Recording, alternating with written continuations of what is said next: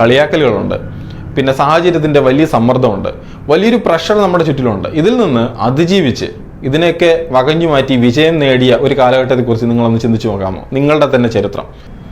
നമസ്കാരം, PC സ്പെക്ട്രത്തിലേക്ക് സ്വാഗതം. 2022 10th level പ്രിലിമിനറിയുടെ exam ഡേറ്റുകളെല്ലാം വന്നു. അപ്പോൾ ഞാൻ ഇതൊരു മോട്ടിവേഷനായിട്ടാണ് ഈ ഒരു വീഡിയോ ചെയ്യാനായിട്ട് പ്ലാൻ ചെയ്യുന്നത്. പക്ഷേ PSCയുടെ യാഥാർത്ഥ്യങ്ങൾ പറയുമ്പോൾ അത് ഡീമോട്ടിവേഷനായി പോകുമോ എന്നെനിക്കൊരു സംശയമുണ്ട്. എങ്കിലും ഞാൻ എൻ്റെ ഒരു സുഹൃത്തിനോട് 2022 +2 പ്രിലിമിനറി ഡേറ്റ് പബ്ലിഷ് ചെയ്തു, പഠനങ്ങൾ എങ്ങനെയാണ് എന്ന് ഒരു കുശലാന്വേഷണമായിട്ട് ചോദിക്കുമ്പോൾ അദ്ദേഹം ചില വിഷമിപ്പിക്കുന്ന ചില കാര്യങ്ങൾ പറഞ്ഞിരുന്നു. അപ്പോൾ അതേ തുടർന്നാണ് ഇങ്ങനെ ഒരു വീഡിയോ ഞാൻ പ്ലാൻ ചെയ്തത്. അവനോടും ഞാൻ നിങ്ങളോടും പറയാൻ ആഗ്രഹിക്കുന്ന കാര്യങ്ങളാണ് ഈ ഒരു വീഡിയോയിലൂടെ പറയുന്നത്. നമുക്ക് വീഡിയോയിലോട്ട് കിടക്കാം. അതിവേഗം മാറുന്ന ഒരു പുതിയ ജനറേഷൻ PSC, ഫുൾ ട്വിസ്റ്റുകൾ തരുന്ന ഒരു കമ്മീഷൻ. നിലവിലെ സാഹചര്യത്തിൽ നമ്മൾ പരീക്ഷ എഴുതാൻ പോകുമ്പോൾ നമ്മളോട് ആവശ്യപ്പെടുന്ന പറയാതെ പറയുന്ന ചില കാര്യങ്ങളുണ്ട്. അതായത് നമുക്ക് ആഴമേറിയ അറിവുണ്ടാവണം, സമഗ്രമായ വിശകലന ബോധം ഉണ്ടാവണം, നമ്മളെല്ലാവരും അതിപ്രഗത്ഭരായിരിക്കണം. പിന്നെ മാത്രമല്ല നമ്മൾ അതിജാഗ്രതയുള്ളവരായിരിക്കണം. അതായത് എക്സാമിൻ്റെ ആപ്ലിക്കേഷൻ കൊടുത്തത് മുതൽ അതിൻ്റെ കൺഫർമേഷൻ കൊടുക്കാൻ അതിജാഗ്രതയോടെ കാത്തിരിക്കണം. അതേപോലെ തന്നെ നമ്മളെല്ലാവരും വലിയ ക്ഷമയുള്ളവരായിരിക്കണം. പരീക്ഷ കഴിഞ്ഞ് റിസൾട്ട് വരുന്നതിനെക്കുറിച്ച് നമ്മൾ ഒരിക്കലും ആവലാതിപ്പെടാൻ പാടില്ല, പരാതികൾ വരാൻ പാടില്ല. ക്ഷമയോടെ PSC അനുവദിക്കുന്ന ആ സമയത്തിന് വേണ്ടി കാത്തിരിക്കാൻ തയ്യാറായിട്ടുള്ള ആൾക്കാർ മതി PSC അപ്ലൈ ചെയ്യാൻ എന്നൊരു മട്ട് ഈ നിലവിലെ സാഹചര്യത്തിൽ കാണുന്നുണ്ട്. നമ്മുടെ നാട്ടിൽ ചില ജോലികൾക്ക് നിശ്ചിത ശമ്പളം കൊടുക്കണമെന്ന് നിയമം കൊണ്ട് സംരക്ഷണം നൽകുന്ന ഈ നാട്ടിൽ മറ്റ് പല പ്രൊഫഷണൽ കോഴ്സുകളും പഠിച്ച് ജോലിയിൽ പ്രവേശിക്കുന്നവർക്ക് അങ്ങനെ ഒരു സംരക്ഷണം കിട്ടുന്നില്ല. അതായത് അവർക്കൊരു നിശ്ചിതമായ മിനിമം സാലറി കിട്ടണം എന്ന് നിയമം കൊണ്ട് എവിടെയും അനുശാസിക്കുന്നില്ല. അതുകൊണ്ട് തന്നെ അവർക്ക് കിട്ടുന്ന വളരെ തുച്ഛമായ വരുമാനമൊക്കെ ആയിരിക്കും. അതുകൊണ്ട് തന്നെ വലിയൊരു കൂട്ടം ഉദ്യോഗാർത്ഥികൾ PSC പഠനത്തിലേക്ക് വേണ്ടി വരാറുണ്ട്, അതിനുവേണ്ടി ശ്രമിക്കാറുണ്ട്, കാത്തിരിക്കാറുണ്ട്.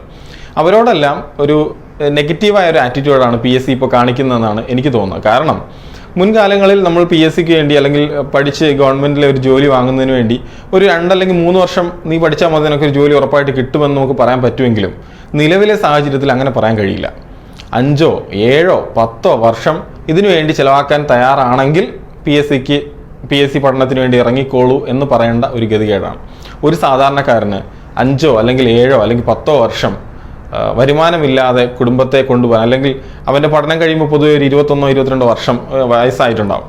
അതിനുശേഷം ഒരു 5, 7, 10 വർഷം ഇതിനു വേണ്ടി ചിലവഴിക്കാൻ അവനുണ്ടാവില്ലായിരിക്കും. അവൻ്റെ കുടുംബത്തിൻ്റെ സാഹചര്യം അങ്ങനെയായിരിക്കും.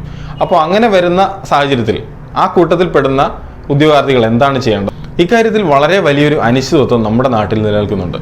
അല്ലെങ്കിൽ നമ്മുടെ നാട്ടിൽ ഏത് തരത്തിൽപ്പെട്ട അല്ലെങ്കിൽ പ്രൊഫഷണൽ കോഴ്സ് പഠിച്ച് ജോലിയിൽ കയറുന്നവർക്കോ അല്ലെങ്കിൽ അവരുടെ വിദ്യാഭ്യാസ യോഗ്യതയ്ക്കനുസരിച്ച് ജോലിയിൽ പ്രവേശിക്കുന്നവർക്ക് ഒരു നിശ്ചിത തുക വേതനമായി ലഭിക്കുന്നതിനൊരു ചട്ടപ്രകാരം ഒരു സംരക്ഷണം കൊണ്ടുവരണം, അതിനെങ്കിലും ഗവൺമെൻറ് തയ്യാറാകണം എന്നാണ് എനിക്ക് തോന്നുന്നത്.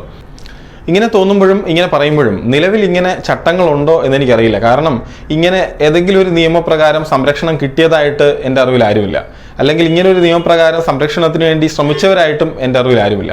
അപ്പോൾ അങ്ങനെ ഒരു നിയമം ഉണ്ടോ എന്നെനിക്കറിയില്ല. ഉണ്ടെങ്കിൽ തീർച്ചയായിട്ടും അതിൻ്റെ സംരക്ഷണം നമ്മുടെ ഉദ്യോഗാർത്ഥികൾക്ക് കിട്ടണം. അങ്ങനെയാണെങ്കിൽ തീർച്ചയായിട്ടും എല്ലാവരും PSCയിലേക്കുള്ള ഈ റഷ് കുറയുമെന്ന് ഞാൻ വിചാരിക്കുന്നു.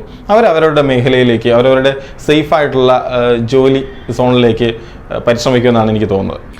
ഇന്നലെ 10th ലെവൽ പ്രിലിമിനറിയുടെ എക്സാം ഡേറ്റ് വന്നതിനെ തുടർന്ന് എൻ്റെ ഒരു സുഹൃത്തിനോട് ഞാൻ ഈ കാര്യം പറയുമ്പോൾ അദ്ദേഹത്തിൻ്റെ ചില മറുപടി ഇങ്ങനെയാണ്.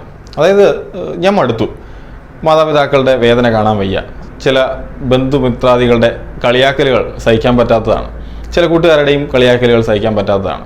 പരീക്ഷ എഴുതുന്നത് മാത്രമല്ലല്ലോ, റിസൾട്ടിന് വേണ്ടിയുള്ള കാത്തിരിപ്പും അതിഭീകരമാണ്. ഇത് ചോദിക്കുന്നവരോട്, കളിയാക്കുന്നവരോട് ഞാൻ എന്ത് മറുപടിയാണ് പറയേണ്ടത്? മടുത്തു. അപ്പോൾ ഇതൊരു വല്ലാത്ത ആശങ്കയാണ്, വല്ലാത്തൊരു ഫ്രസ്ട്രേഷനാണെന്ന് എനിക്ക് തോന്നുന്നു.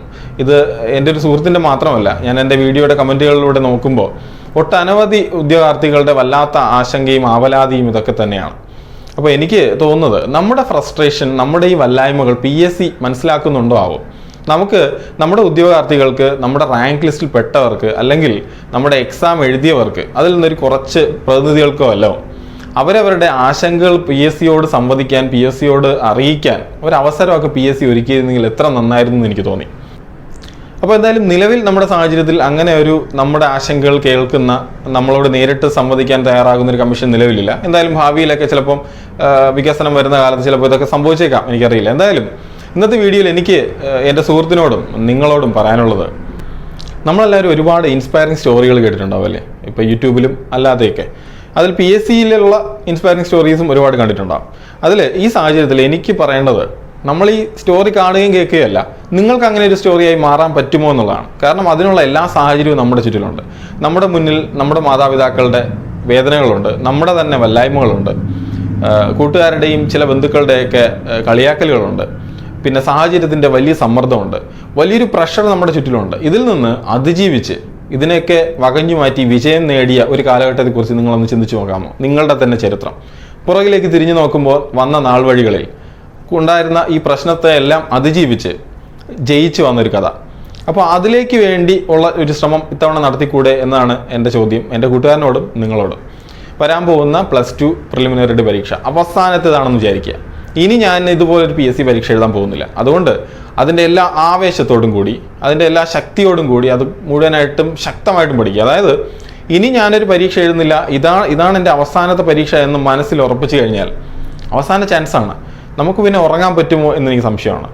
ഈ അല്പം പോലും സമയം വേസ്റ്റ് ചെയ്യാതെ എല്ലാ സമയവും പഠനത്തിന് വേണ്ടി ചിലവഴിച്ച് എക്സാമിന് ചോദിക്കാൻ സാധ്യതയുള്ള എല്ലാ ചോദ്യങ്ങളും വിശകലനം ചെയ്ത് പഠിച്ച് കൃത്യമായൊരു പ്രിപ്പറേഷനിലൂടെ പരീക്ഷ എഴുതി സന്തോഷത്തോടെ പുറത്തിറങ്ങുക. അത് കഴിഞ്ഞ് നിങ്ങൾക്ക് ഈ ജോലി കിട്ടുമോ ഇല്ലയോ എന്നുള്ളത് പറഞ്ഞല്ലോ, അതെല്ലാം PSCയുടെ കയ്യിലാണ്, ദൈവത്തിൻ്റെയും കയ്യിലാണ്. എങ്ങനെ തന്നെ വന്നായിരുന്നാലും പിന്നെ ഒരു കാലത്ത് നിങ്ങളുടെ ഈ പഠനകാലത്തെക്കുറിച്ച് ഓർക്കുമ്പോൾ അല്പമെങ്കിലും അഭിമാനത്തോടെ നിങ്ങൾക്ക് ഈ കാലഘട്ടം ഓർക്കാൻ പറ്റും. ഏറ്റവും നന്നായിട്ട് പ്രിപ്പയർ ചെയ്ത, വളരെ നന്നായി പഠിച്ച് പരീക്ഷ എഴുതിയ ഒരു കാലഘട്ടം. ചിലപ്പോൾ അല്ലെങ്കിൽ പിൽക്കാലത്ത് തോന്നിയാലോ കുറച്ചുകൂടെ നന്നായിട്ട് ഞാൻ പ്രിപ്പയർ ചെയ്തിരുന്നെങ്കിൽ ചിലപ്പോൾ അത് കിട്ടിപ്പോയേനെ എന്ന് നമുക്ക് തോന്നിയാലോ? അങ്ങനെ ഒരു കുറ്റബോധം ഉണ്ടാവില്ലേ? അത് ചിലപ്പോൾ നമ്മളെ വേട്ടയാടിയേക്കാം. എന്തായാലും ഇങ്ങനെ ഒരു തീരുമാനം മനസ്സിൽ ഉറപ്പിക്കുക. കാരണം നമുക്ക് വരാൻ പോകുന്ന മുന്നിലെ സാഹചര്യം വളരെ കഷ്ടമാണ്. നമുക്ക് ഒരു ജോലിക്കൊപ്പം പഠനം കൊണ്ടുപോകേണ്ട ഒരു അവസ്ഥയിലേക്കാണ് വരുന്നതെന്ന് എനിക്ക് തോന്നുന്നു. കാരണം ഈ ഡിലേ ഒക്കെ ഒട്ടുമിക്ക ആൾക്കാർക്കും അത് താങ്ങാൻ പറ്റുമെന്ന് എനിക്ക് തോന്നുന്നില്ല. പരീക്ഷ എഴുതുക, വളരെ വലിയൊരു കാലം ഇതിനു വേണ്ടി കാത്തിരിക്കുക. എന്തായാലും ജീവൻ മരണ പോരാട്ടം പോലെ ഈ വരാൻ പോകുന്ന 2022 10th ലെവൽ കാണുക. അവസാനത്തെ പരീക്ഷയാണെന്ന് മനസ്സിലുറപ്പിക്കുക. അത്രയും തീക്ഷ്ണതയോടെ ശക്തമായിട്ടുള്ള പഠനത്തിലൂടെ ഒരു മാർക്ക് പോലും കയ്യിൽ നിന്ന് പോകാത്ത രീതിയിലുള്ള ശ്രമങ്ങളിലൂടെ പരീക്ഷ എഴുതാനായിട്ട് ശ്രമിക്കുക. എന്തായാലും നിങ്ങൾക്ക് ഏറ്റവും നന്നായിട്ട് പ്രിപ്പയർ ചെയ്യാനും വളരെ നന്നായി പരീക്ഷ എഴുതാനും വളരെ നല്ല ഒരു സന്തോഷത്തോടു കൂടി പരീക്ഷാ സെൻറ്ററിൽ നിന്ന് പുറത്തിറങ്ങാനും കഴിയട്ടെ എന്ന് ഞാൻ ആഗ്രഹിക്കുന്നു. എന്തായാലും ഈ ഒരു വീഡിയോ നിങ്ങൾക്ക് ഇൻഫോർമേറ്റീവ് ആയിരുന്നെങ്കിൽ, ഇഷ്ടപ്പെട്ടെങ്കിൽ ലൈക്ക് ചെയ്യുക, ഷെയർ ചെയ്യുക, സബ്സ്ക്രൈബ് ചെയ്യുക. Thank you.